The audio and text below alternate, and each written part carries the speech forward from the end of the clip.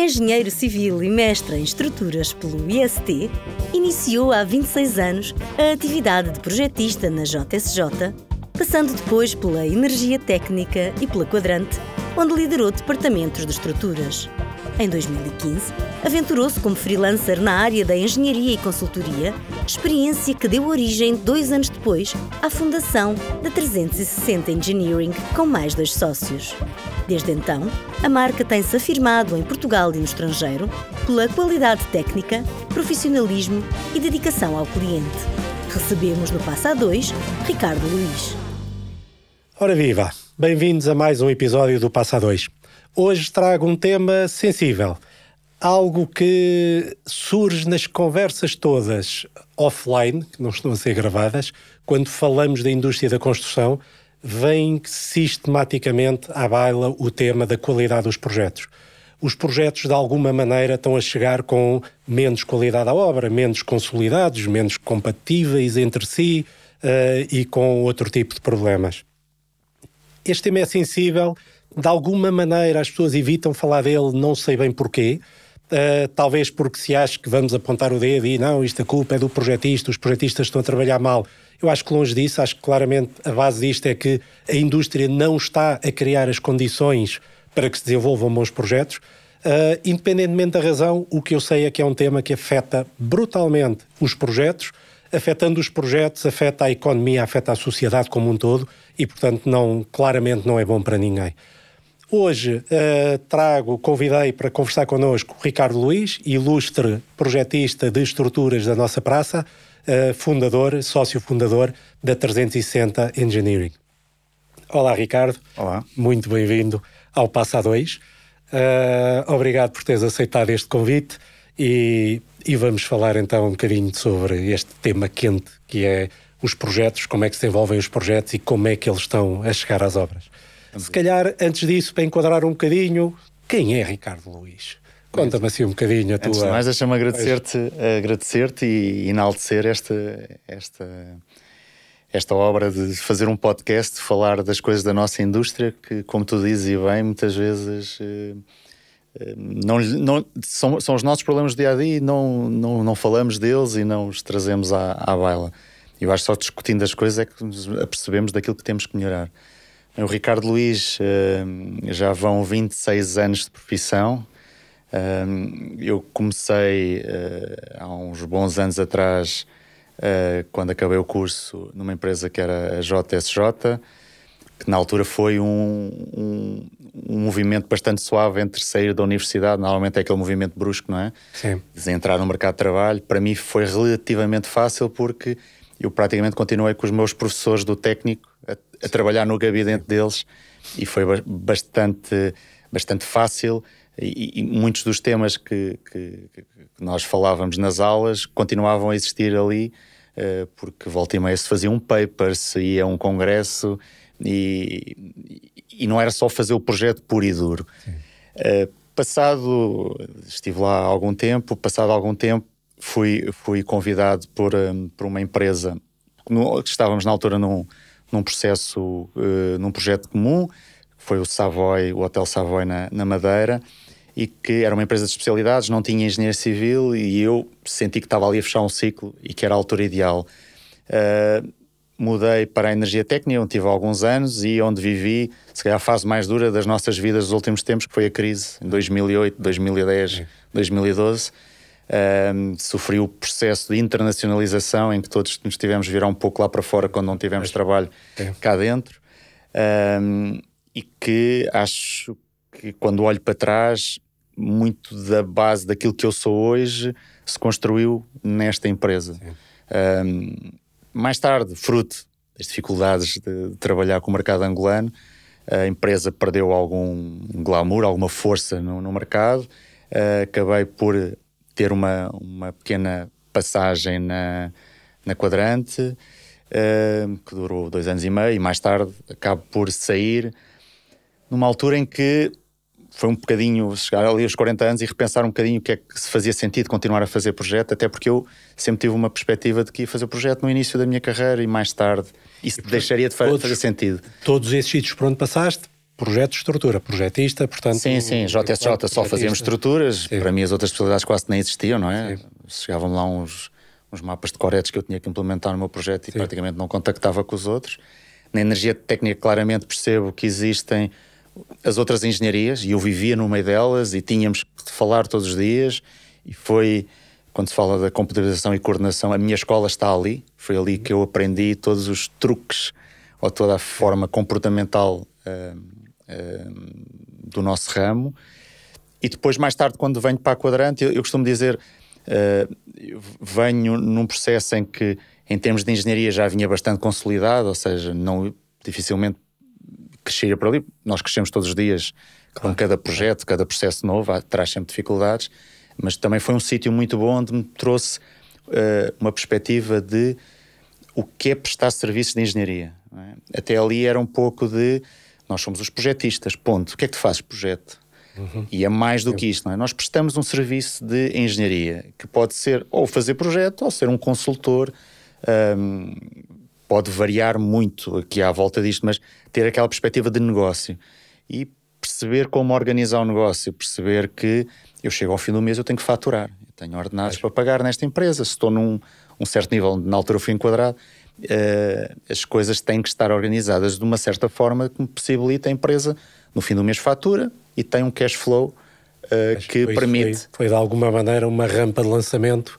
Eu diria que sim, apesar de ter sido uma passagem curta, foi nesse aspecto claramente uma rampa de lançamento. Depois eu, quando saí de lá, pensei, foi o tal momento de repensar e acabei por, sem dar conta, tornei-me freelancer. Nunca foi o objetivo ser freelancer e nunca esperava ter até um alcance de mercado tão grande como aquele que aconteceu na altura, porque de facto começaram a telefonar e a pedir projetos. De facto o telemóvel, em termos de networking, é uma coisa fantástica, que nem sempre lhe damos valor, mas de facto quando começa a tocar é que percebemos a história que temos para trás e que de certa forma alguém valoriza. Este processo de freelance também foi curto e passado 3 anos uns colegas, no caso do Jorge, que já vem comigo desde o técnico, já tinha estado comigo na JSJ, só nos parámos quando eu fui para a energia técnica, ele foi para a Quadrante, voltamos a reunir com mais um colega e formamos a 360 Engineering, muito baseado naquilo que já era o processo de aprendizagem de um freelancer, mas agora tornando uma coisa mais a sério. Começámos a construí-la de pouco e pouco e já lá vão 8 anos. 8 anos em que temos estado no mercado, crescendo a pouco e pouco, sempre de uma forma bastante consolidada, tentando, não, porque a nossa área é bastante de picos, não é? Muito sinusoidal, não é? Estamos lá em cima, estamos cá em baixo. Felizmente numa altura de crescimento, não é? Em 2017, o mercado, 16, 17, o mercado começa a crescer e a precisar de pessoal para fazer... para agarrar naquilo que se pretendia construir e acho que entramos na melhor altura e temos sabido crescer, penso eu, de uma forma consolidada, de forma que as pessoas reconheçam o nosso trabalho e o nosso valor. Até agora tem sido uma aposta ganha bastante valorosa. Pelo que eu vejo, visto de fora, sem dúvida. Já fizemos projetos juntos e realmente acho que sim, acho que tem uma máquina bem montada. Então, indo aqui ao tema que aqui nos traz, melhor dizendo, sobre a qualidade dos projetos. Reveste nesta afirmação que, de alguma maneira, os projetos estão a ser maltratados. Já agora, só nota prévia, na nossa indústria vivemos com o desafio da ambiguidade da palavra projeto. Projeto tanto significa, a tradução do project em inglês, tanto significa o processo, um processo único no tempo, com objetivo concreto e por aí fora, onde nasce a gestão de projetos, e projetos em Portugal também significa o projeto, aquilo que resulta de atividades projetistas. Ao longo desta conversa, agora lá para casa, ao longo desta conversa, projeto é aquilo que resulta de atividades projetistas. Portanto, reveste nesta afirmação ou nesta constatação que os projetos estão a ser maltratados e que de alguma maneira estão a chegar à obra com alguns problemas? Pelo que vejo, eu gosto sempre de me colocar do lado dos bons, não é? E dizer, não, comigo isto não acontece. Obviamente que nós vemos o trabalho uns dos outros e sabemos nos colocar numa posição em que há quem trabalhe bem, há quem trabalhe mal, em todas as áreas esta é uma realidade que existe.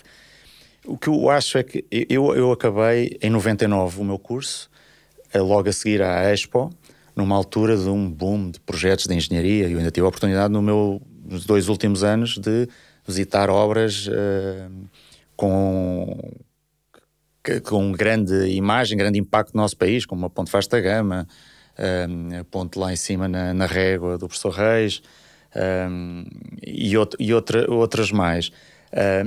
E eu quando chego ao mercado é o pós-Expo, em que ainda existia muito trabalho para ser feito, aquilo quase que foi o pontapé de saída para a engenharia, se calhar depois da época das barragens dos anos 60, 70, se calhar aqui foi um novo um boost que a nossa área sofreu. E sempre fomos em crescendo até chegarmos ao momento da crise.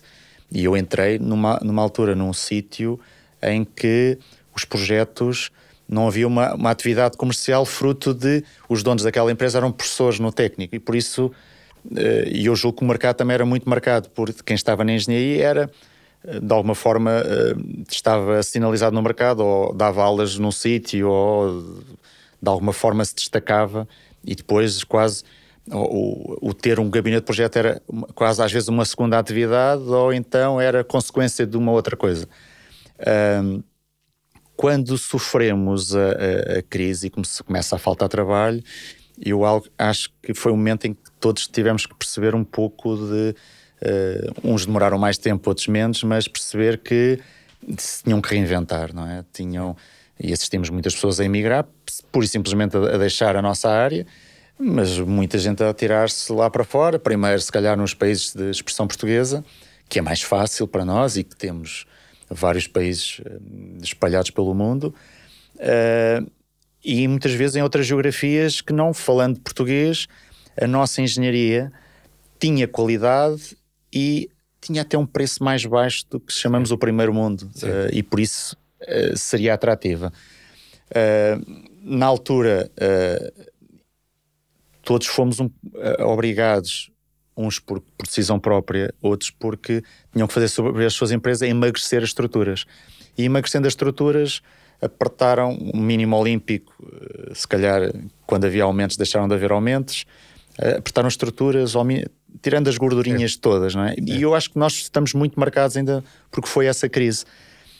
Quando depois o mercado continua a crescer, é difícil descolar da ideia de que se eu coloco um preço mais alto no mercado, eu posso não ganhar este projeto.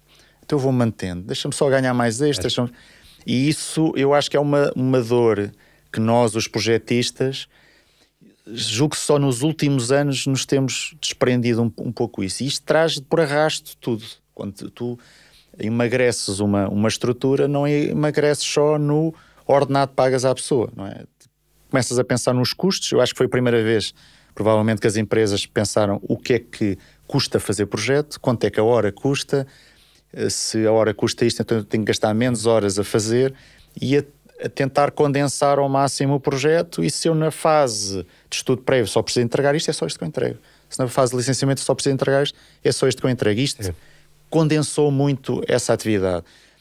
Chegamos a uma fase em que muitas das empresas que acabaram por fazer uma travessia mais tranquila no processo interiorizaram em si próprios estes processos. É a minha visão, pode estar errado ou não, é a fotografia que eu tiro. E que quando se faz, antigamente tínhamos a tabela de honorários em que era fácil, não é? Chegávamos a um Excel, víamos este valor, este projeto vale X, mas eu agora dou-lhe 30% de desconto, não é? E andávamos todos ali, não é? Há uma fase durante este processo em que todos saltam para, mas quanto é que custa mesmo fazer o projeto? São 50 horas de engenheiro, mais 20 horas de desenhador, são fazer, por exemplo, no Brasil o projeto era pago à folha, não é? Então nós imaginámos quantas folhas tinha que ter um projeto, e essa folha depois iria dar o valor do pagamento desse projeto. E eu acho que tudo isto fez com que esta condensação ia tornar os projetos mostrar só o essencial, conduziu, de certa forma, a um facilitismo da forma de como se representa e como se leva o projeto à obra.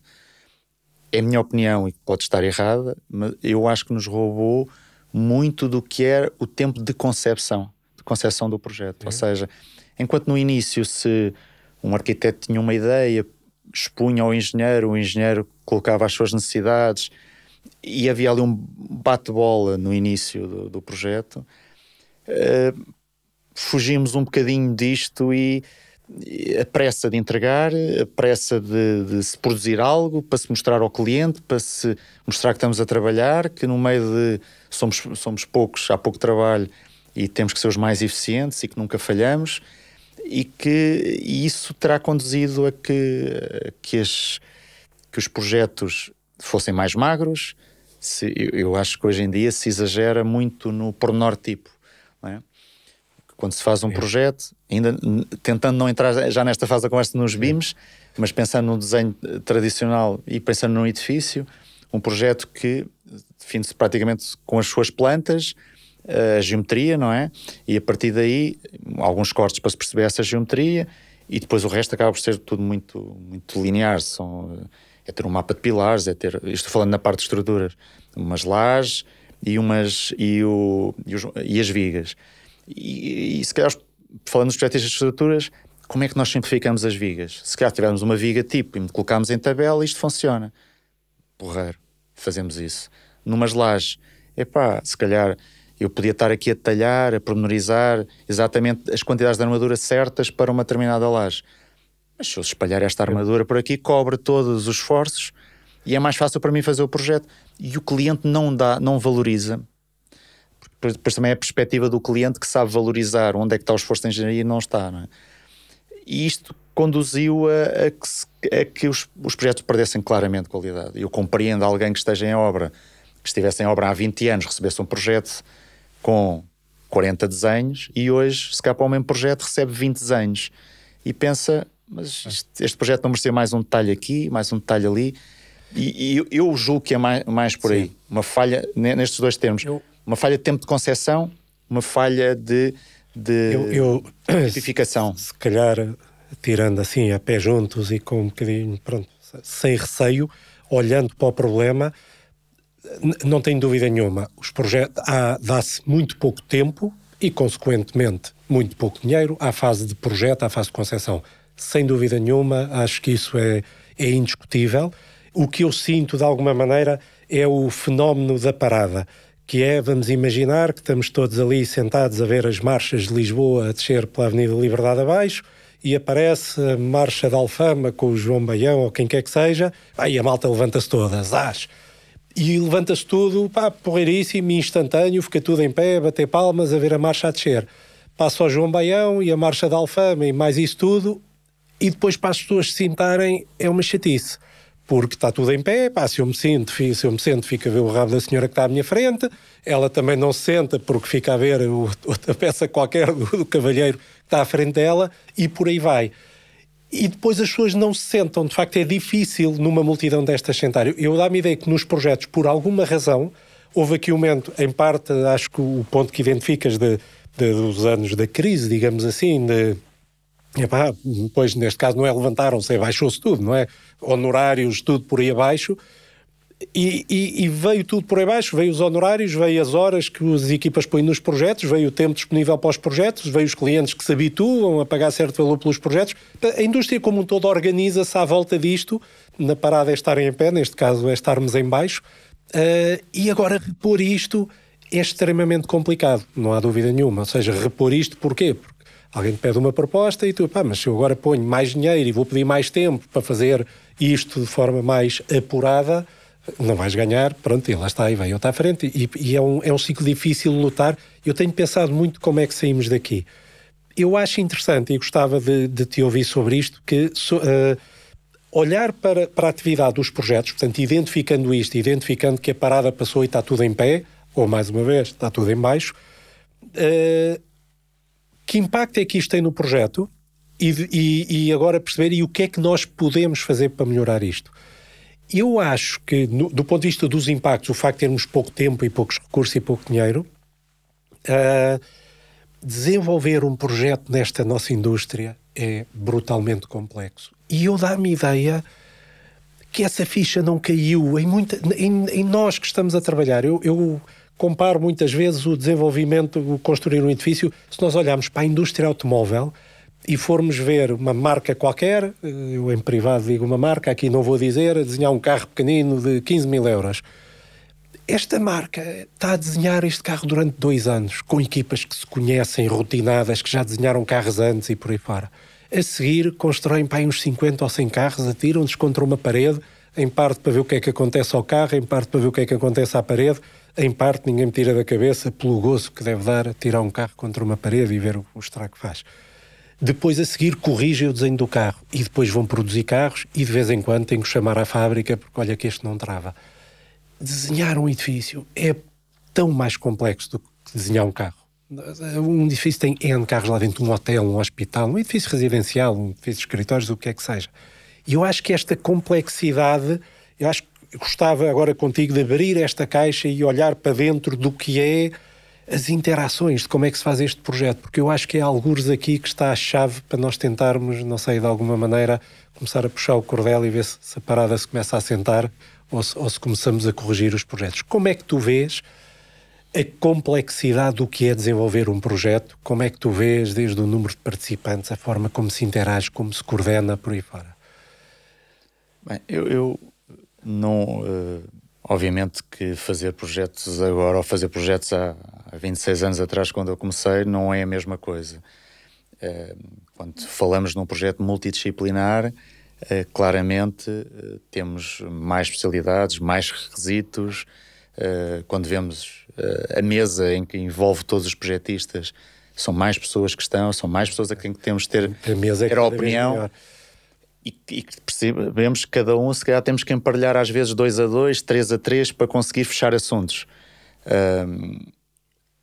Isto demora tempo, não é? Eu costumo dizer, compatibilizar e coordenar dá trabalho. O que eu sinto é que há sempre uma pressa de que se fechem os processos rapidamente. Eu acho que grande parte daqui também parte da parte do cliente. Muitas vezes o cliente não sabe o que é um projeto de engenharia. Ou seja, nem ele sabe interpretar o que é um projeto, nem muito menos as nossas dores, nem o processo do qual nós vamos... Eu diria o projeto do edifício, ou em termos das engenharias, tudo casado, não é? O projeto do edifício. Dou-te um exemplo que é bastante sintomático, que é, nós quando começamos a fazer um projeto, já está a ser uma das aprendizagens que trago do meu passado, e que nós fazemos uma checklist global em que fazemos todas as perguntas ao cliente do que é o projeto. Para ele também nos dizer, porque muitas vezes eles têm na cabeça deles o que é que querem, mas nunca nos passam. E depois é natural que chegamos ao fim do projeto, mas não era isto que eu queria. Não era este o budget que eu tinha, não era este o nível de qualidade que eu queria ter como resultado final. E esta checklist é um exercício de... Então, mas diz-me lá isto e daquilo. O que é que tu queres? Qual é que é o valor? E por especialidade? E qual é o sistema? Eu vou-te propor isto. Concordas? Achas que é por aqui? E nós sentimos uma dificuldade, mesmo partindo do problema em N problemas mais pequeninos, o cliente tem muita dificuldade em nos dizer é isto. Porque muitas vezes a resposta é não sei, diga-me você. Mas... Claramente, um fator que influencia a performance dos projetistas, vamos pôr assim, é o cliente. Ou seja, não há dúvida que um cliente da nossa indústria é um participante ativo, afeta o projeto, tem influência, ou seja, afeta o desenvolvimento disto tudo. Portanto, identifica esse ponto, sem dúvida. Cliente, portanto, é preciso gerir bem o cliente e o seu envolvimento no projeto. Mais fatores é que vês da articulação disto? Eu estou a tentar isolar cada uma das partes para tentar perceber o que é que nós podemos fazer, porque é muito difícil a resposta de o que é que podemos fazer enquanto indústria para melhorar a qualidade dos projetos. E já agora, para que não haja dúvidas, quando eu digo que os projetos estão a chegar menos consistentes à obra, os temas de incompatibilidade são brutais, são fortíssimos, afetam a obra, e acho que é claramente uma falta de tempo, de trabalho e por aí fora, e são problemas que afetam o contrato, afetam a execução da obra, afetam tudo isso. Sinto o tema dos projetos tipo, dos pormenores tipo, muitas vezes também, que depois vai-se extrapolar e não tem nada a ver com aquilo. Sinto muitas vezes soluções que claramente não foram bem pensadas, porque não da fachada, de isto e daquilo. Sinto muitas vezes hoje em dia a complexidade da indústria está a aumentar enormemente e, portanto, é difícil ter conhecimento para desenhar uma coisa. E, portanto, eu sinto que muitas vezes chegam à obra soluções que não são adequadas.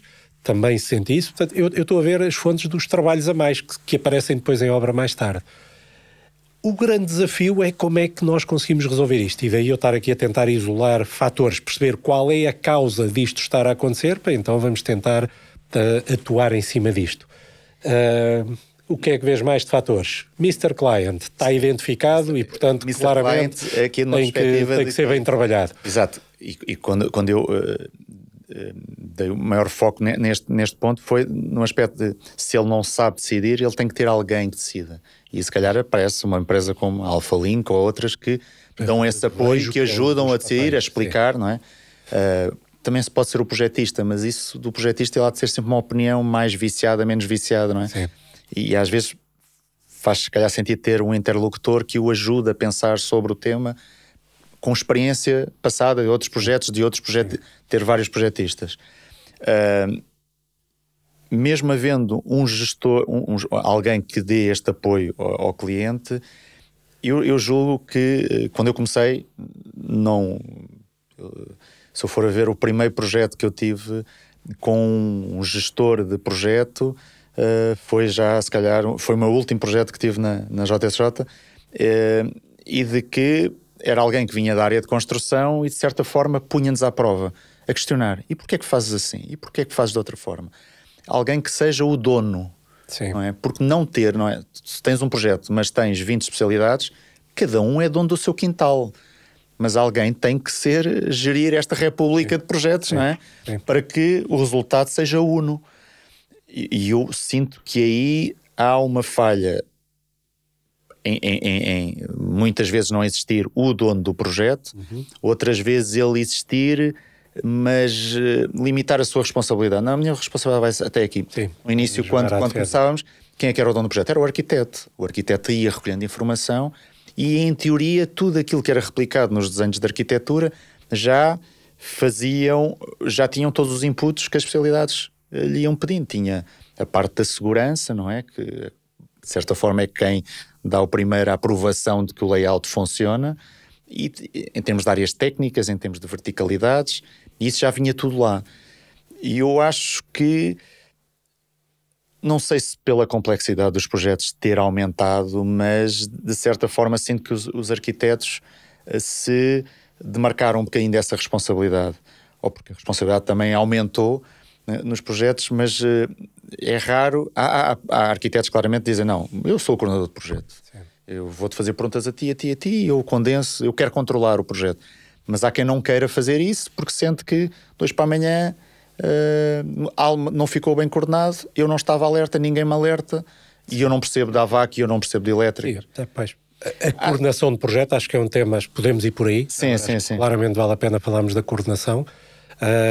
Pois é uma função que está a ganhar corpo, ou seja, eu acho que já é uma função por si só, não é? Sim, claramente. Como é que vês a coordenação a acontecer nos projetos? O que é que se podia estar a fazer melhor? O que é a coordenação de projeto? Vamos começar por aí, se calhar. Assim, aqui podemos dividi-la em duas, não é? E lá está outra vez a divisão do processo e o projeto, não é? Os ingleses do design e do project. Eu numa primeira instância vejo a gestão do projeto como alguém que gera o processo, não é? Quase como um primeiro-ministro.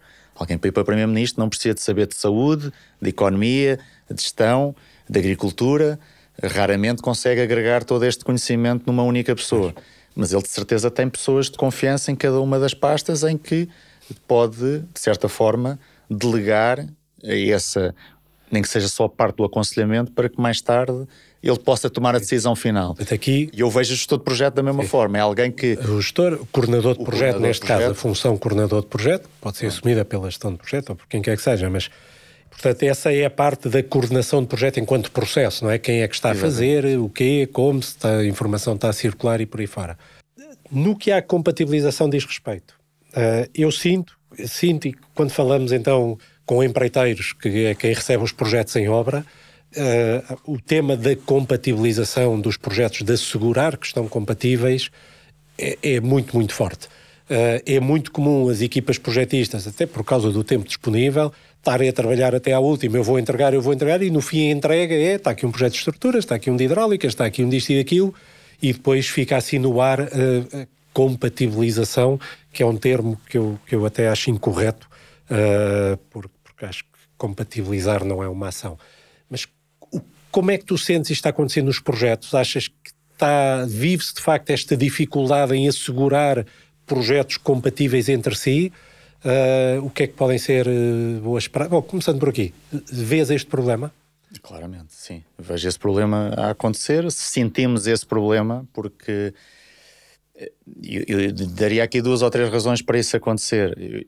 Mais uma vez, julgo que nasce na otimização a que fomos obrigados há 15 anos atrás a fazer para fazer os projetos a um custo mais baixo, e que o recurso hora é bastante importante para toda a gente, e por isso nem sempre conseguimos ter a atenção de que o projetista da AVAC está a trabalhar no mesmo momento em que o projetista das elétricas e que estão a conversar um com o outro. Muito provavelmente houve um que trabalhou numa semana e isolou uma grande parte, não tinha as respostas, mas não parou por causa disso. Sim. Continuou a fazer o projeto dele e há de haver uma reunião em que vão se encontrar.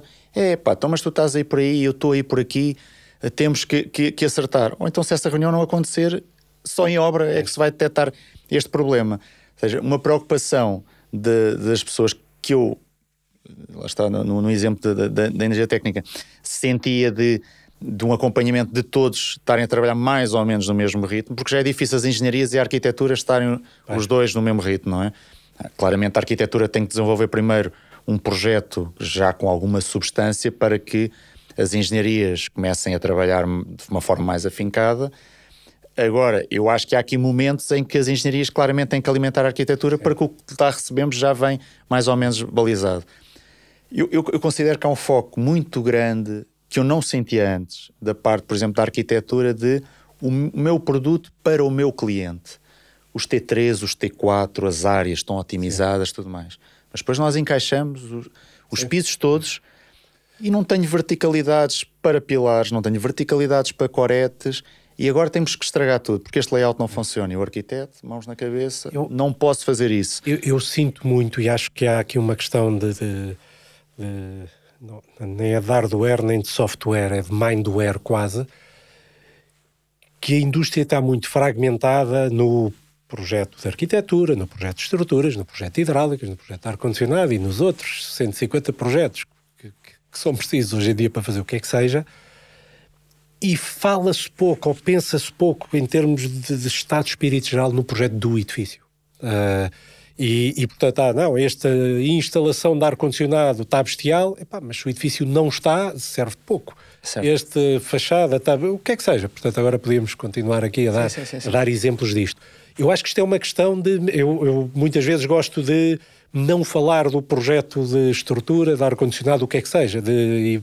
Não, é o projeto do edifício. Portanto, quem está a fazer o projeto de estrutura está a fazer a componente de estrutura do projeto do edifício. São nuances, mas acho que falta um bocadinho isto.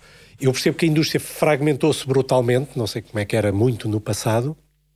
Realmente esse efeito de as pessoas não estão a trabalhar ao mesmo tempo e estão a gerir agendas, porque têm vários projetos para fazer, estão distribuídas em momentos diferentes no tempo, é terrível, não há dúvida nenhuma. No momento em que as estruturas querem falar com as hidráulicas, as hidráulicas está a fazer outro projeto qualquer, porque já fez ou vai fazer só depois o deles.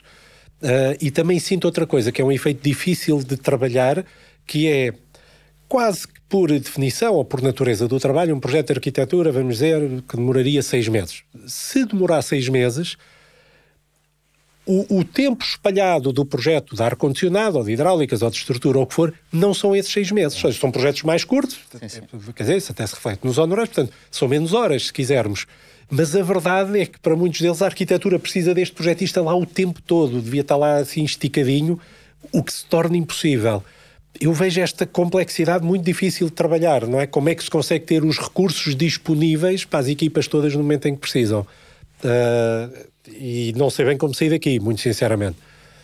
O que eu julgo é que, claramente, cada um dos intervenientes, quem tem que receber informação e quem tem que dar informação, tem que estar bastante coordenados nos momentos em que elas devem acontecer.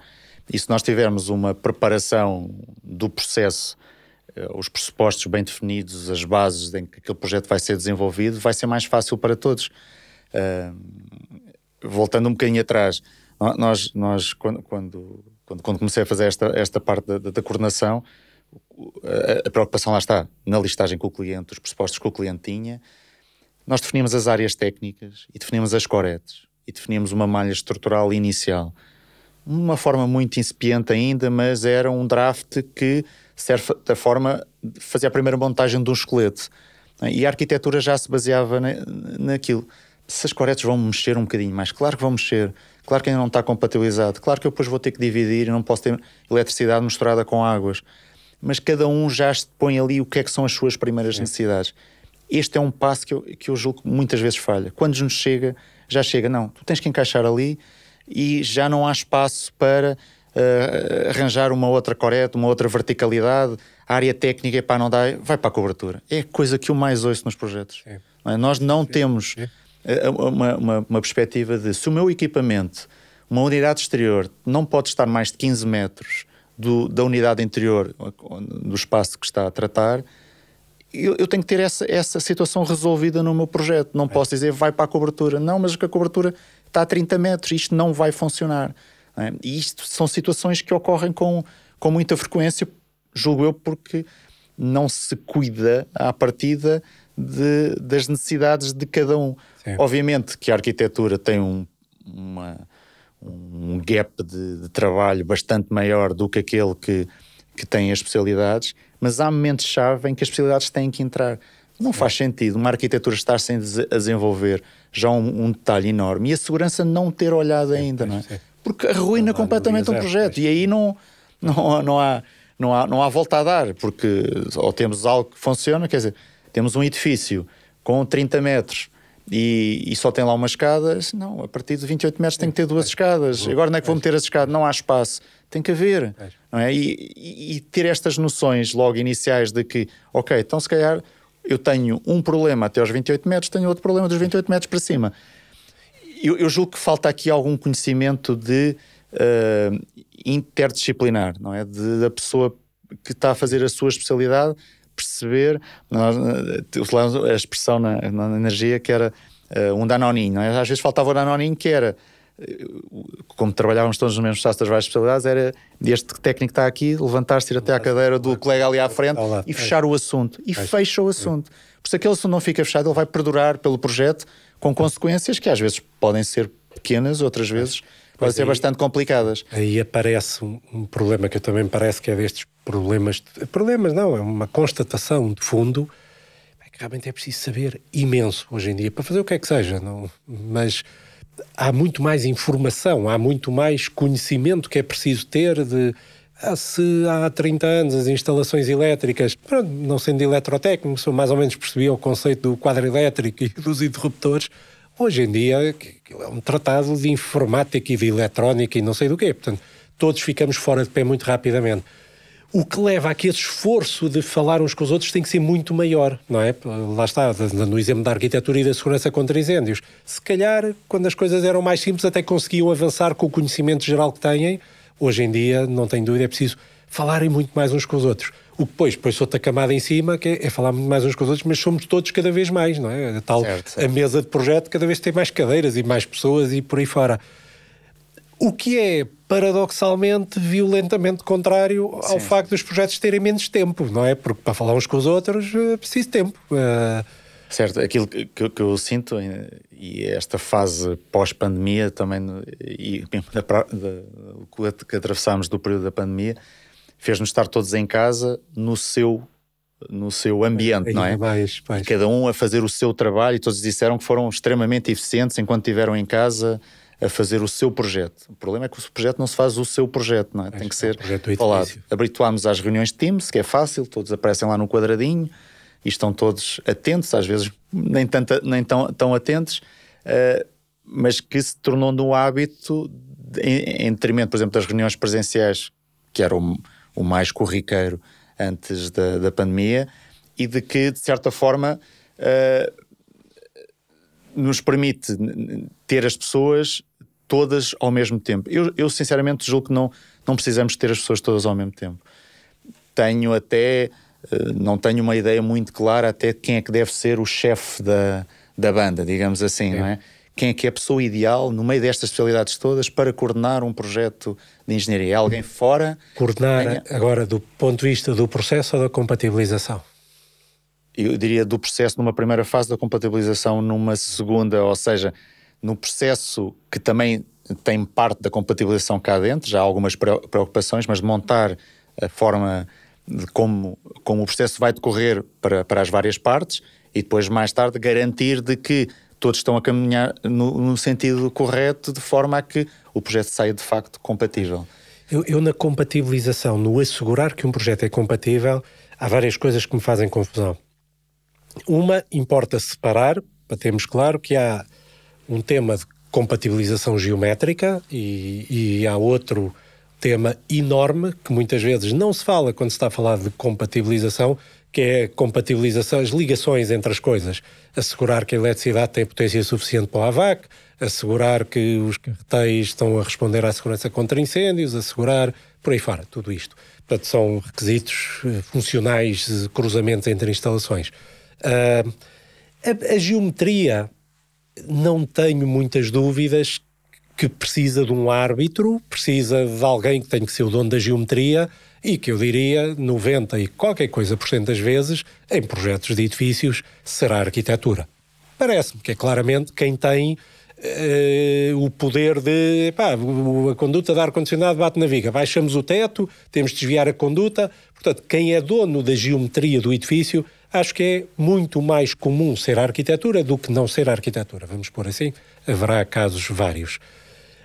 O meu grande drama nem é tanta compatibilização geométrica. A compatibilização que dói verdadeiramente, e quando chegamos à obra, é assim, cada bordoada, bom, que de dinheiro, de problemas em obra forte, é a outra compatibilização, esta de requisitos cruzados entre projetos.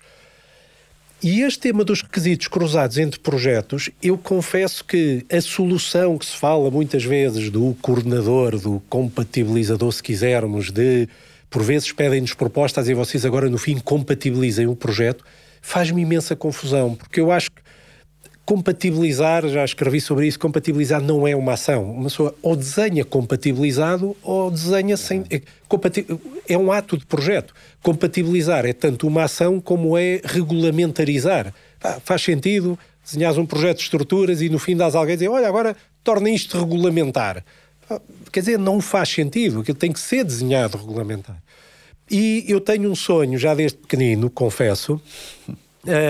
e ninguém me tira da cabeça que é uma mudança de mindset e acho que é o único caminho, tu já o conheces, que é o termo, se calhar é demasiado forte e abrangente que aquilo que eu quero transmitir, mas é o termo da autocompatibilização.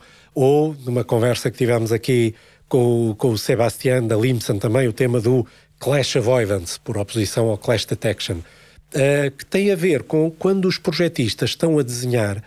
Qualquer projetista de ar-condicionado sabe de cor e salteado onde é que o seu projeto vai bater em termos de requisitos cruzados nas hidráulicas, se for o caso, com os condensados, nas elétrica, com não sei o quê, nas potências de arrefecimento. Sabe.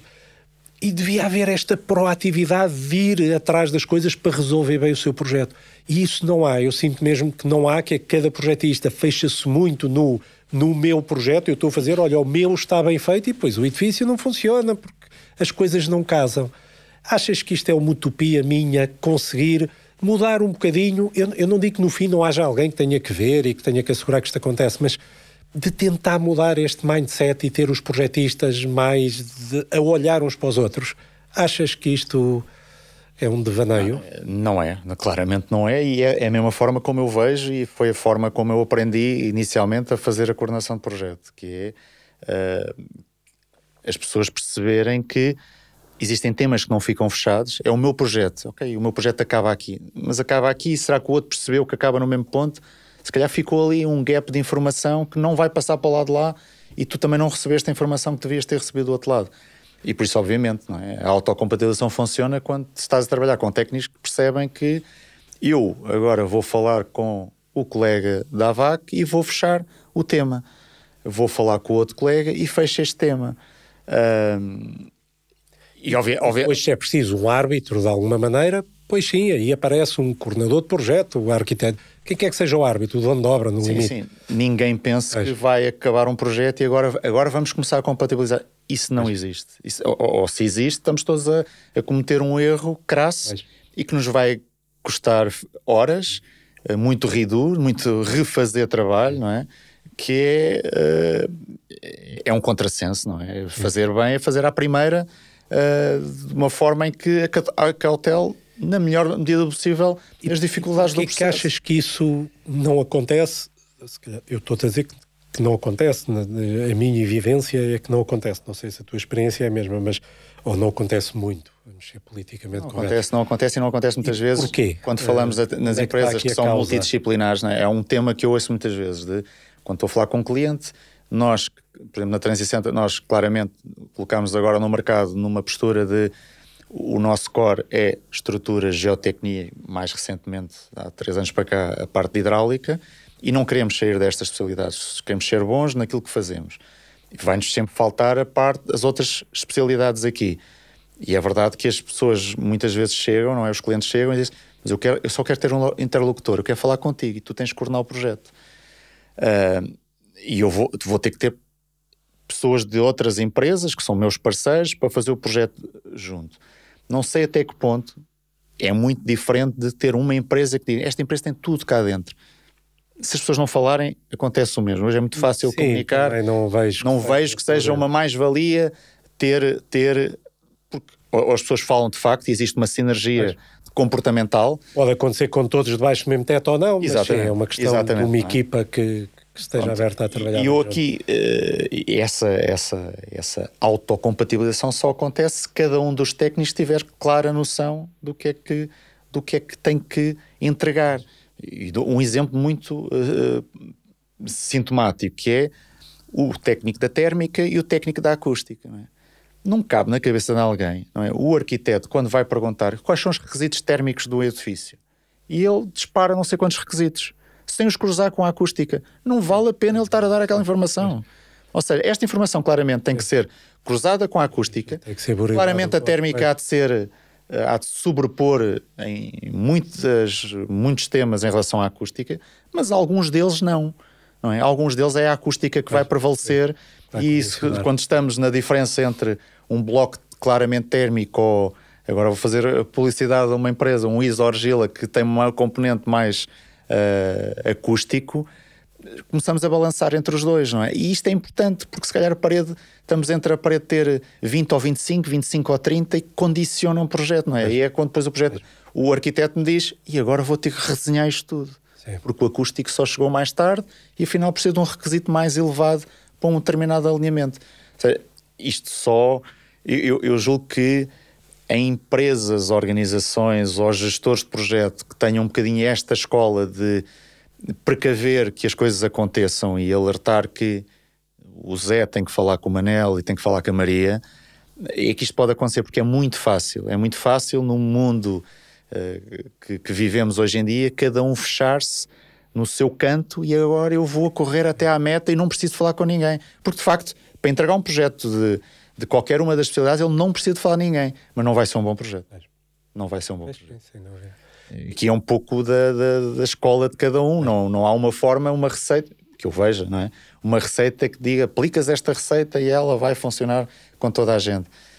É muito das sinergias das pessoas com que já trabalhas durante alguns anos e da pessoa que está a trabalhar e que imagina logo o que é que vai ter dificuldade.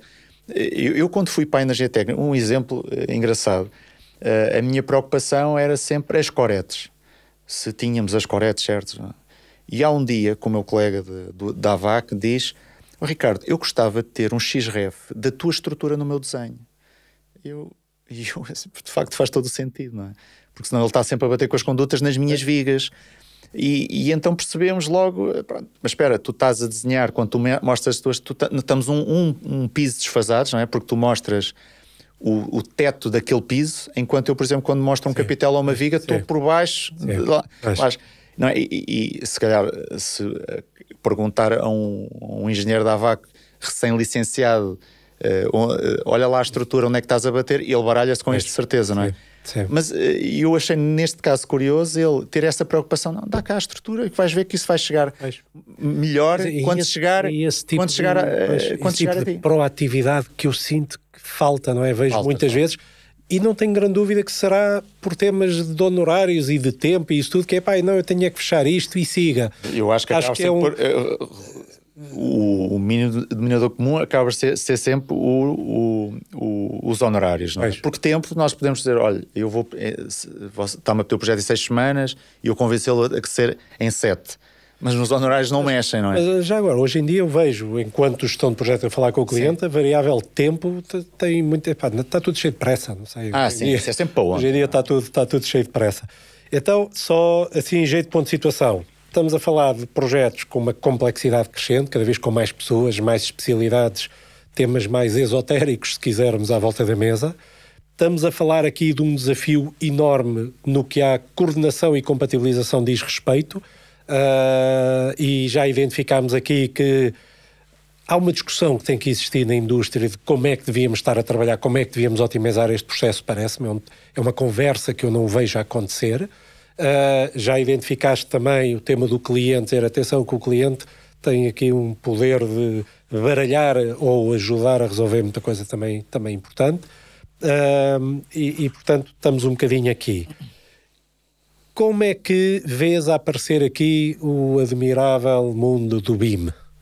Achas que vai ajudar a resolver alguma destas coisas? Que impacto é que isto pode ter? Ou é mais uma ferramenta? Como é que tu vês, portanto, neste castelo de cartas? Pronto, o BIM hoje em dia, eu acho que já de alguns anos para cá, é uma realidade, não é? Quando eu ouço ouço dizer o BIM é o futuro, o BIM já começou, não é? Quem hoje em dia empurra ainda com a barriga o tema do BIM para a frente, vai-se dar mal muito, muito rapidamente. E eu sobre o BIM já tive várias opiniões e eu acho que ainda a minha opinião vai sendo mutável consoante o processo que vivo, a boa e a má experiência que vou tendo. Numa primeira instância, quando o BIM apareceu à frente, a ideia de que todos vamos modelar tridimensionalmente, eu julgo que era a oportunidade que todos esperávamos de, às vezes, há bocado estavas a fazer a comparação com a indústria automóvel, não é? Nós vamos ter a oportunidade de fazer um primeiro carro a brincar para ver se funciona, para depois irmos construí-lo a sério. O BIM trata um bocadinho isso. Claramente esta primeira oportunidade, vamos lá ver se isto funciona. E vai detectar muitas falhas que o processo tem antes sequer de chegar à obra e ter custos mesmo associados. Nota, desculpe interromper, o BIM pode ir à compatibilização geométrica. Certo. Faz muito pouco pela compatibilização de requisitos. Sempre, isso fará sempre. Faz muito pouco esse nível. Pois é, porque às vezes eu vejo, o BIM compatibilização vai ser muito melhor. Cuidado que há aí o mundo... O BIM não resolve tudo. Há aí um iceberg inteiro lá em baixo que o BIM não lhe toca. Mas voltando aqui às coisas que eu estava a trazer, essa já não foi a primeira, mas já uma ideia em crescendo, não é? De que o BIM é esta oportunidade de nós modelarmos na realidade aquilo que mais tarde vai acontecer em obra. Eu acho que é uma vantagem muito grande. A certa altura, há uns anos atrás, comecei a sentir que o pessoal olhou para o BIM e pensou assim, bem, isto vai-me resolver tudo, e por isso eu posso fazer, parecia mais uma desculpa de, eu vou poder fazer o meu projeto, que depois eu atiro para lá, e aquilo vai dizer onde é que tem os erros, e eu vou corrigir, não é? Mas isso o que vai dizer é, eu vou fazer para refazer, e é a pior ideia que se pode ter de um processo, não é? Estes requisitos de nós percebermos o que é o projeto, o que é a arquitetura, e depois tentar antecipar as especialidades com quem eu quero conversar, isto há de ser sempre uma realidade. Traz-nos ainda um outro problema que um dia destes até estávamos, nós os dois conversámos, que é de ok, eu faço os projetos, no fim vou compatibilizar e agora existe um exercício bastante recorrente e comum no nosso dia-a-dia de projeto, que é, vamos 20 engenheiros para uma reunião ver listas de clash detections. Não é? E aquilo, quer dizer, o automatismo carrega-se no botão e sai 30 mil erros. E se calhar daqueles 30 mil erros há 300 que têm importância, não é? Sinto para já uma grande pressa da primeira listagem. Parece que o mundo não avançou enquanto há a primeira listagem. Quando as pessoas se calhar tinham de estar preocupadas era mais de vamos preparar para que o dia que sair a listagem os erros sejam o mínimo possível. E o que tem mostrado os projetos dos últimos anos é de que cada vez que aparece essa listagem nós vamos ter que resolver, nós temos que refazer trabalho. Não é? E a sequência lógica deste raciocínio é de que isto irá forçosamente conduzir a que as pessoas se deparem com refazer trabalho, gastar mais horas que ninguém as vai pagar. Não é? Eu não posso voltar para o meu cliente a dizer agora pagas mais 30% de honorários porque eu enganei-me à primeira, não fiz bem à primeira. Obviamente ele vai dizer, não, o problema foi teu, não é? Pronto. E aqui eu julgo que isto vai obrigar as pessoas a pouco... Eu julgo que isso já está a acontecer, não é? Obrigar as pessoas a perceber que então isto mais vale fazer bem à primeira, mais vale eu preparar-me, mais vale eu mostrar que relativamente ao meu projeto eu acautelei tudo ou o máximo possível de que eu já sabia que ia bater no AVAC aqui, eu já sabia que o AVAC ia bater com a hidráulica ali e por isso já não vai lá aparecer e a lista é mais curta, não é? Sim. Obviamente que os clientes vão começar a perceber. Eu tive uma equipa de projeto que a primeira vez que corremos a lista de erros era uma lista de 300. E agora estou com vocês e isto são 30 mil erros, alguma coisa não está bem, alguém não fez bem o trabalho. E eu acho que isto, por um lado, há de trazer mais brio profissional a cada uma das partes, não é que as pessoas não tenham brio no que fazem, mas um brio no sentido de preocupação com o outro, com a especialidade do outro. Ou seja, saber que este número e eu julgo que o BIM aqui vai ser uma grande ajuda, que ainda sequer nem todos se aperceberam disso. A realidade está-nos a mostrar que, de facto, tornar o processo simples é acautelar à nascença o que é que os outros estão a fazer para que, no fim, aquilo encaixe mais ou menos na perfeição. Então, já estamos a entrar um bocadinho nisto, que é, claramente com o BIM, já entramos aí. O que é que se pode fazer para melhorar a qualidade dos projetos? Portanto, agora, sabendo que estamos com estas dificuldades, que o processo é complexo, tem muita gente, há estas dificuldades enormes de compatibilização, coordenação e por aí fora, o que é que podemos fazer e portanto isto é quase uma análise estatística, não é? Enquanto indústria, de condições devíamos criar para que consigamos ter projetos mais consistentes, mais consolidados e por aí fora. Eu não tenho dúvidas que nós vamos bater sempre a este tema, parece quase pedinchão, mas de que os honorários e o tempo têm que aumentar nos projetos, não é? E eu julgo que o BIM também nos traz outra coisa, que é como os modelos, alguns deles, não tem que ser todas as especialidades, mas alguns deles nascem muito cedo, a fase de estudo prévio que estávamos habituados a só dar uns bitites, já tem que ser mais consolidada, não é? Um processo que arranca no início já com os pressupostos já todos alinhavados, vai ser muito mais fácil de compatibilizar. E nós vamos ter que habituar-nos a transferir mais energia para a fase inicial do processo e depois o detalhamento acaba por ser eu vejo uma fase mais autónoma. E é recorrente quando se fala de...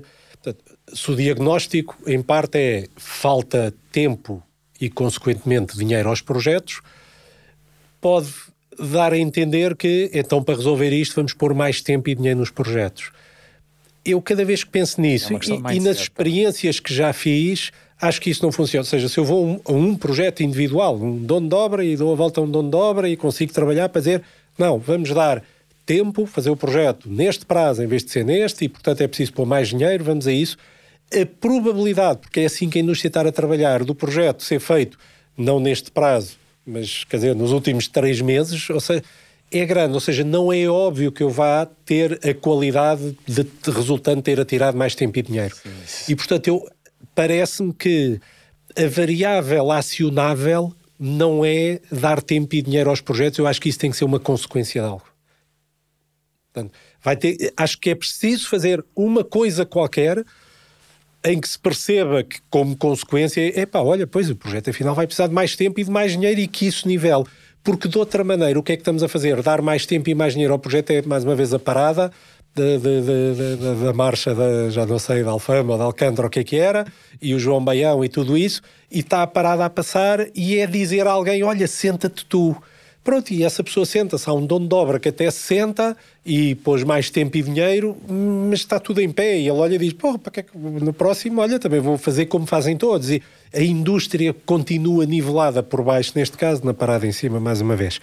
E, portanto, eu acho que tem que haver aqui outra variável acionável, tem que haver aqui algo que eu gosto muito do conceito dos sistemas auto-equilibrados e autodesequilibrados. Por exemplo, este caso da parada é um deles, que é quando as pessoas se levantam, é um sistema auto-equilibrado. Veio o João Baião e a Marcha da Alfama e ninguém tem que fazer nada. É sem mãos, ninguém tem que fazer nada, não é preciso dar instruções, bum, automaticamente, toda a gente está em pé de forma concertada, coordenada, muito bem. Sentar é um sistema autodesequilibrado, que é, senta um, senta outro. Outro exemplo, já agora só por curiosidade, que também acho que é muito gráfico, é os carrinhos no supermercado, aquelas baias onde a gente põe o carrinho com a moeda. Se nós puséssemos uma câmara em cima a filmar os carrinhos, levantar os carrinhos é um sistema autoequilibrado. Temos uma baia com 4 fileiras de carrinhos, toda a gente vai tirar o carrinho que está mais perto e, portanto, veríamos as 4 filas de carrinhos a andar toc, toc, toc, toc, toc, todas equilibradinhas até à ponta. Pôr os carrinhos é um sistema altamente autodesequilibrado. Toda a gente vai pôr o carrinho no mais próximo, e quantas vezes chegamos a um supermercado e vemos 3 vazias e uma que tem uma lombriga de carrinhos que corta a faixa ao meio e por aí fora.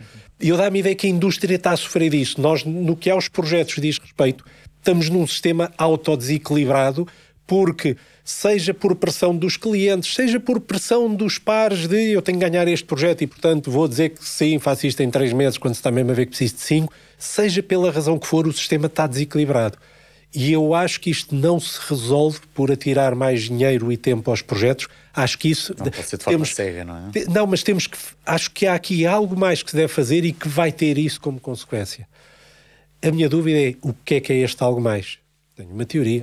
Eu aceito a crítica, que de facto, se nos derem mais tempo, provavelmente nós vamos empurrar e imaginar que temos ali tempo para colocar outros projetos à frente, natural, e depois logo arrancamos com esse projeto arrancamos, e gerimos e conseguimos gerir e entregar na mesma altura. Demos mais tempo ao projeto? Não demos. Nós vivemos atualmente uma dificuldade muito grande que é, e que outras áreas também a têm, que é de conseguir atrair recursos para a nossa área, não é? Sim, há uns anos atrás começou a ser difícil ter medidores, orçamentistas, preparadores de obra, não é? E as obras ressentiram-se muito disso. Grande parte dos grandes desenhadores que os gabinetes de projetos, os melhores que tinham, vinham da preparação de obra, porque sabiam, eu lembro de ter na JSJ, desenhadores que me desenhavam tudo, não é? Diz-me só quanto é que é o varão, quanto é que vale esta bolinha, se é maior, se é mais pequena. E eles dominavam completamente o desenho. Isso perdeu-se, não é? Até estas pessoas perdemos. É transversal à indústria toda. Perdemos-las. Nos últimos anos perdemos outra coisa, que é nem engenheiros já conseguimos mobilizar. E a parte de projeto não consegue mobilizar engenheiros, não só na área de civil, de mecânicas, de elétricas.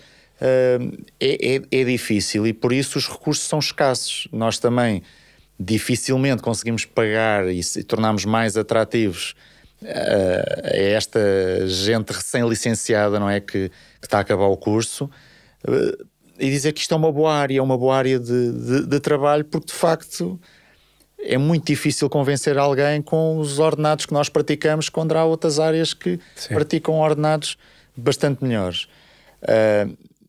Essa é uma dificuldade que eu julgo que nos leva a andar sempre no mínimo, não é? E o mínimo conduz a não teres tempo para fazer o projeto, a pensar o projeto inicialmente. Agora dizes tu, e como é que nós damos a volta a isto? A crise acabou, eu julgo que começámos a partir de 2014, 15, 16 a deslastrar da crise. E quer nós, quer os empreiteiros, tivemos muita dificuldade em conseguir. Eu lembro de falar com outros colegas de outras empresas e disse, eu já estou a pôr mais 10% dos meus honorários. e quase a medo, pronto, e tu já meteste mais 10%. Sim, está tudo com medo. E eu falo com os empreiteiros, não é? Grandes empreiteiros dizem-me, pá, a nossa margem é praticamente a mesma.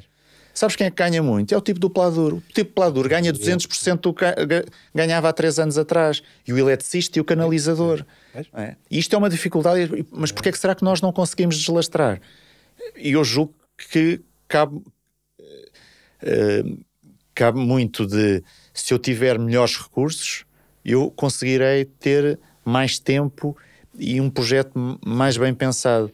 Eu vejo um exemplo que para mim enche-me o peito de alegria, que é, cada vez que eu entro no meu escritório e vejo 3 pessoas à volta de um computador, eu fico contente. Aquela gente está a discutir algum problema que apareceu. Não é? Quando eu os vejo todos parados, cada um no seu computador, podem estar a fazer um excelente trabalho, mas... será que não deviam? Fica-me sempre a dúvida. Vocês não têm dúvidas? O modelo dá logo certo à primeira, não há nenhum problema para discutir. Eu venho de uma escola de que, lá está, eram professores do técnico e por isso só apareceu no escritório às 6, 7 da tarde e cheios de vontade, quando uma pessoa já queria ir para casa, de trabalhar nisso. Mas discutia-se engenharia. E nós na Transição acabamos muito por utilizar o chavão, que eu quero utilizá-lo sempre, nem que seja, às vezes pareça muito forçado, mas que obriga as pessoas a pensar que é o saber fazer, ser uma escola de engenharia.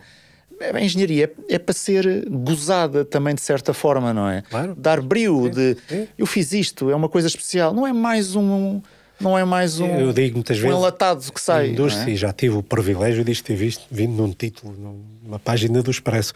A indústria da construção perdeu o sex appeal, claramente. Sim. E tem que o recuperar. Temos que conseguir dar essa volta. Mas essa é a mesma pergunta. Como é que nós damos a volta a isso?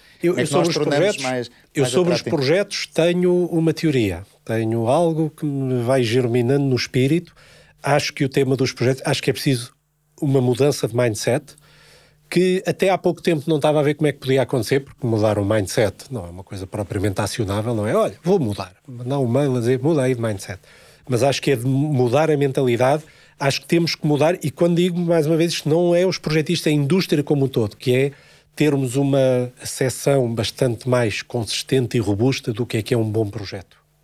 E estarmos todos mais alinhados nisso, de um projetista de ar-condicionado não pode dizer eu tenho um bom projeto, quando eu no fim ligo e aquilo não arranca porque não tem a potência certa, não é um bom projeto. A culpa é do outro.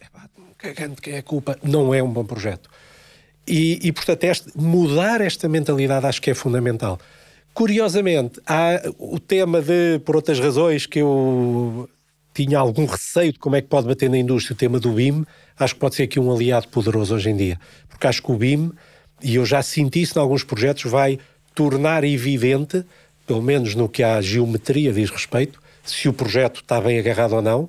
E já temos 1 ou 2 projetos em que eu sinto isso, e que por muito doloroso que esteja a ser, estamos a falar de um projeto que se à beira da obra, olha-se para o modelo, o empreiteiro também com uma estrutura de BIM bem montada vai olhar a dizer, esta porcaria não casa, aquilo tudo a pescar por todo o lado, e a equipa projetista, olha, volta ao estirador, vamos ter que retrabalhar bastante.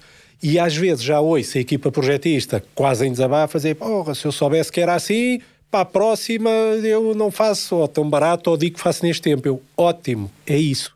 E eu acho que se a indústria começar a ter isso, se o BIM tornar evidente para quem está num projeto, que é um problema dos desenhos 2D, do caixote com desenho, não só percebe que há um problema qualquer, já tornámos a quinta laje, não é?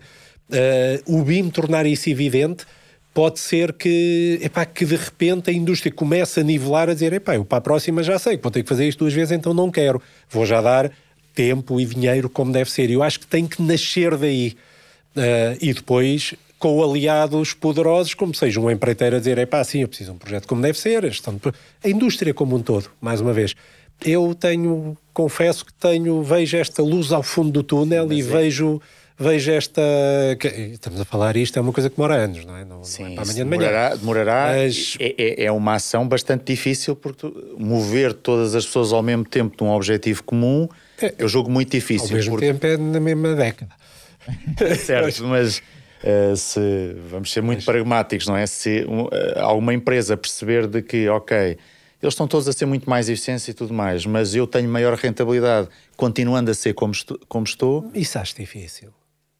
Eu tenho algumas dúvidas sobre isso, não é? Porque o que nós vivemos nestes últimos anos foi de que estruturas que se habituaram a ser eficientes em termos de rentabilidade da empresa. A engenharia, em muitos casos, cai para segundo plano. Acho difícil, espero que não aconteça isso, espero mesmo que... Isto não vai partir só do próprio projetista ou equipa de projeto, porque vai partir de toda a gente, que é, cuidado que eu com essa equipa, cada vez que chega à obra, depois a seguir são 3 meses a refazer um projeto. E, portanto, o próprio cliente, o tal cliente menos informado, na segunda volta que der à pista já percebe, olha lá, eu quero um projeto quando chega à obra que não venha todo cheio de luzes vermelhas. Pode tornar evidente para a indústria como um todo, pode tornar evidente para a indústria como um todo, dizer, o projeto tem que subir um degrau. Esta é a minha esperança, e que muda esta mentalidade, e que depois atrás disto venha, espero eu, já agora sou um otimista e inveterado, inveterado é uma expressão, mas pronto, adiante. Sou um otimista da ADN.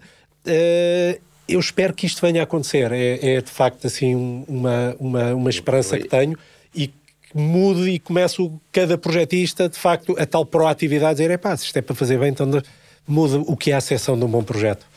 Isto era bestial. Claramente, os pontos-chave podem despoltar uma evolução da nossa área, é de facto essas evidências a surgirem, não é? Porque as evidências tens que as contrariar e tens que... É porque eu sinto hoje em dia resolvê-las. Não sei se sentes isso ou não, eu sinto e os empreiteiros sentem. Não sei se isto é tão visível para o projetista, por acaso, que é...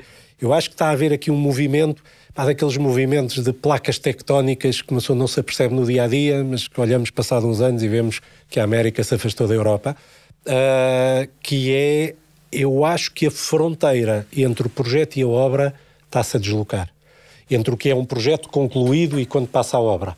E eu sinto cada vez mais que se está a passar para a obra trabalho de projeto. Eu tenho várias obras em que se contrata ao empreiteiro e paga-se ao empreiteiro, portanto nem é um problema de honorários, paga-se ao empreiteiro dizer, olha, eu preciso que tu complementes o projeto, que desenvolvas, que compatibilizes, seja lá o que isso for, que resolvas não sei o quê, e começa as obras, já há vários empreiteiros que começam a ter gabinetes de arquitetura lá dentro, chamam-lhe preparação, mas na verdade já estão a fazer projeto de execução, a resolver muita coisa.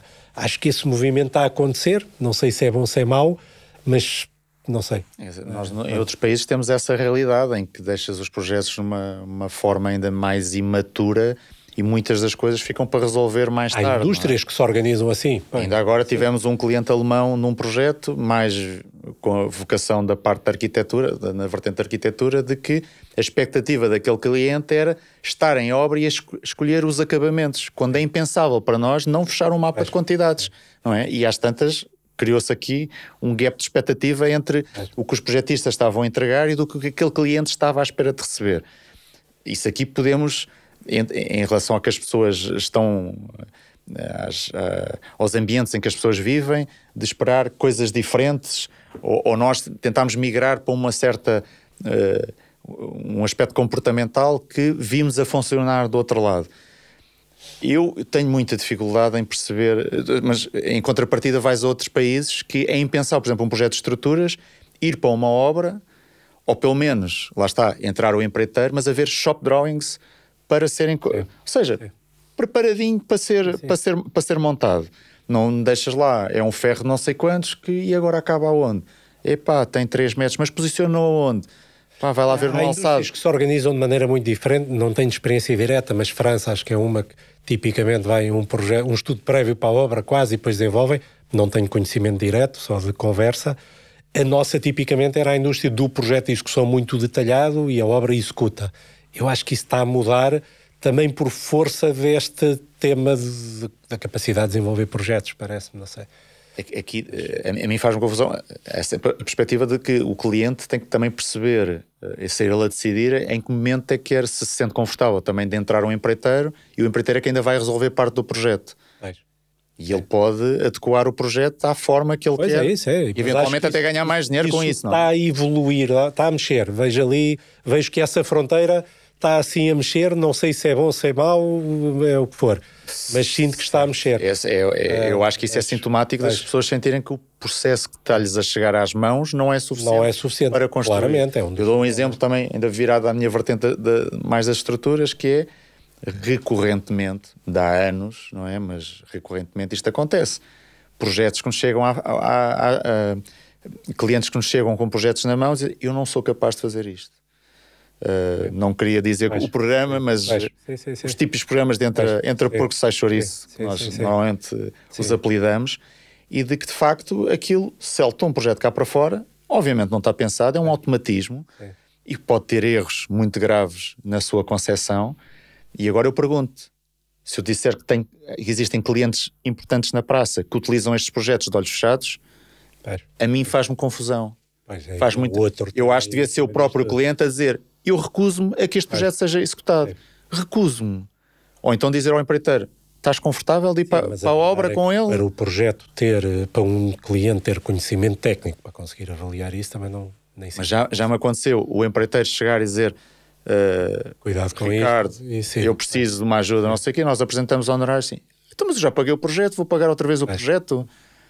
Não estava a pensar nestes recursos. E o projeto é uma ínfima parte de todo o processo da obra, do custo de uma obra, não é? Que se calhar valia a pena investir um bocadinho mais, se sentimos que ele não está bem fechado, e fazer um novo projeto, uma parte de um projeto, e ter a certeza, quando formos executar, é o melhor projeto possível conseguimos implementar.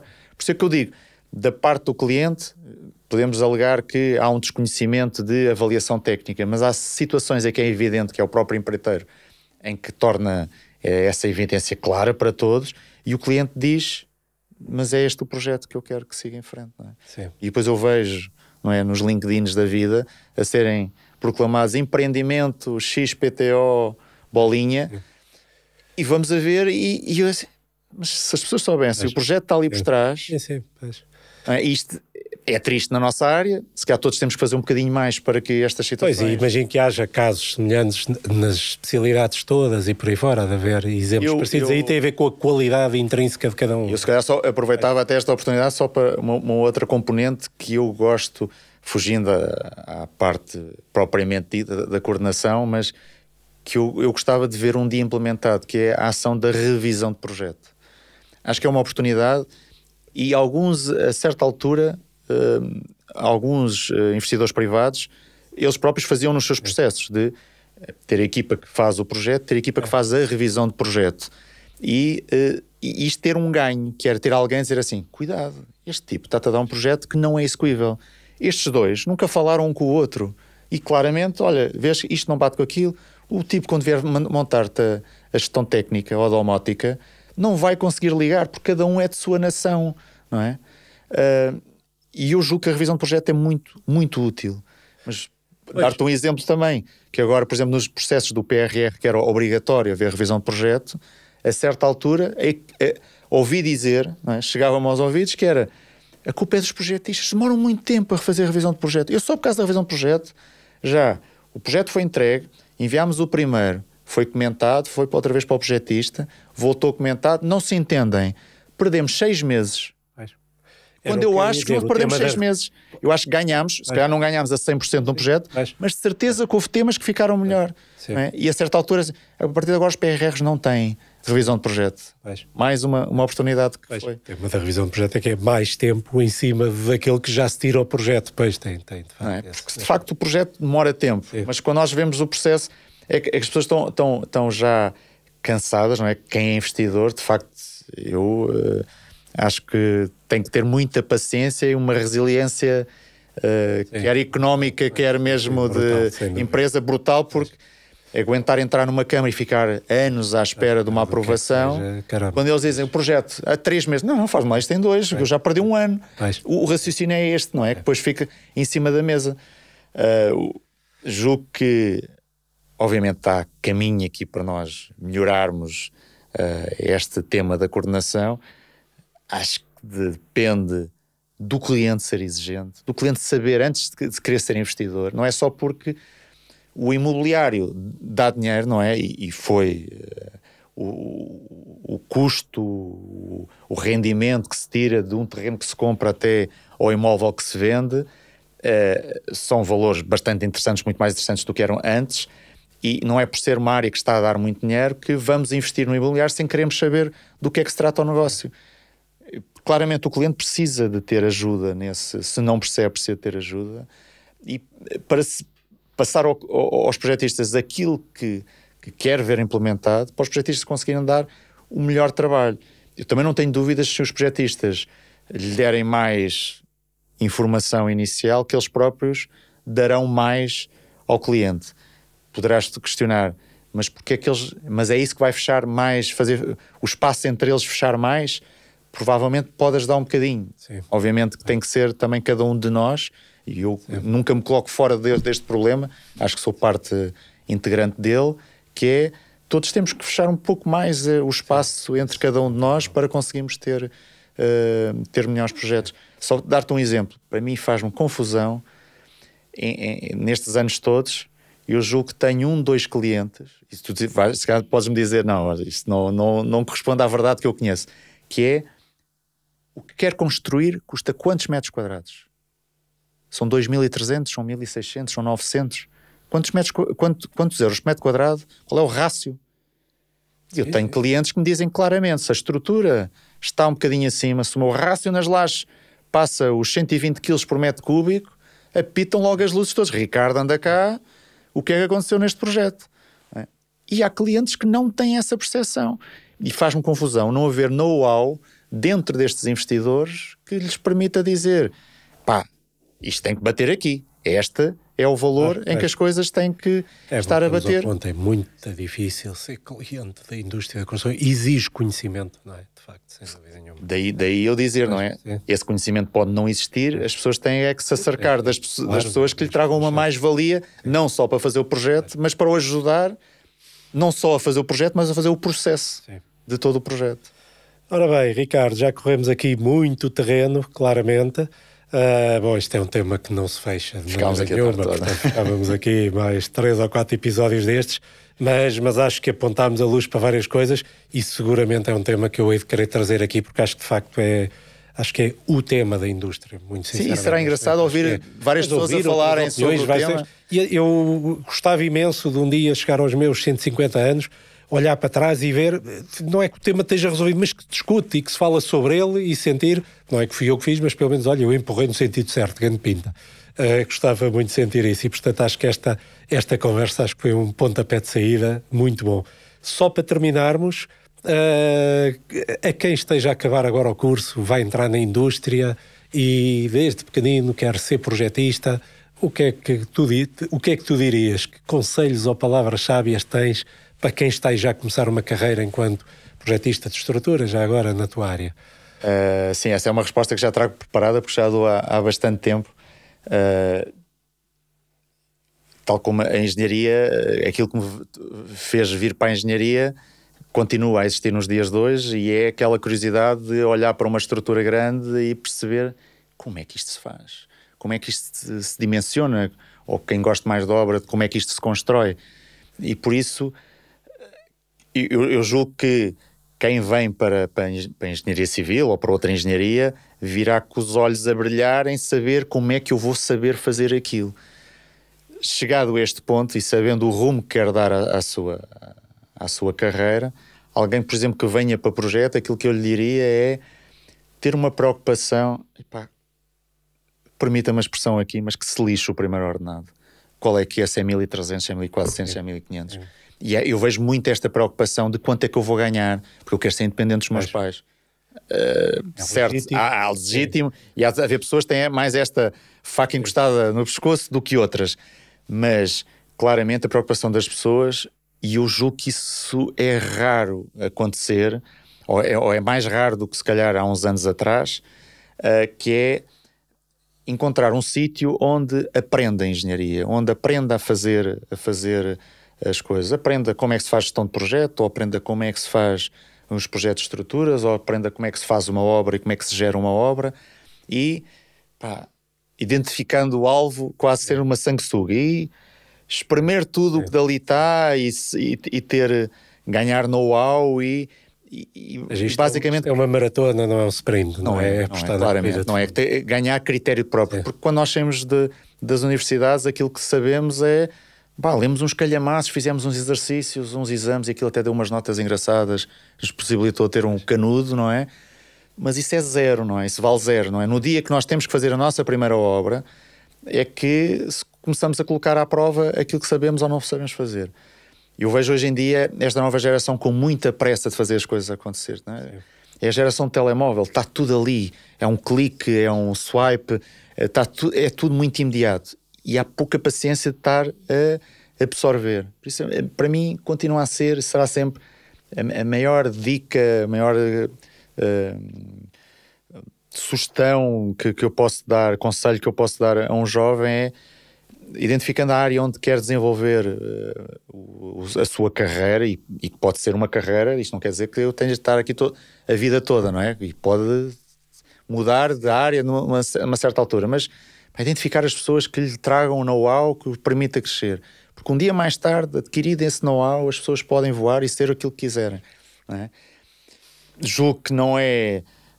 vejo muita gente, esta história do tiramos o curso, mas depois lá fora é que pagam melhor, por isso eu vou já para o estrangeiro.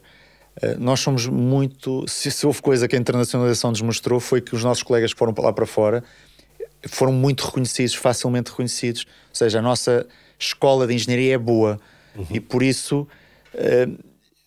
e eu julgo que a nossa base de engenharia também nas empresas continua a ser boa. Há boas escolas de engenharia ainda. E é bom que isso não se perca com esta pressa só da rentabilidade dos projetos, mas ganhar know-how, ganhar base que nos sustente o nosso conhecimento, a nossa prática de saber como é que se faz, o saber fazer que os antigos sempre tiveram, e a partir daí é mundo, cada um pode trilhar a sua vida. Subscrevo esse conselho, assino por baixo, se me permitires. Ricardo, muito obrigado por esta conversa. Obrigado, eu. Foi muito interessante e foi o nosso Passo a 2 com o Ricardo Luís, 360 Engineering. Até breve.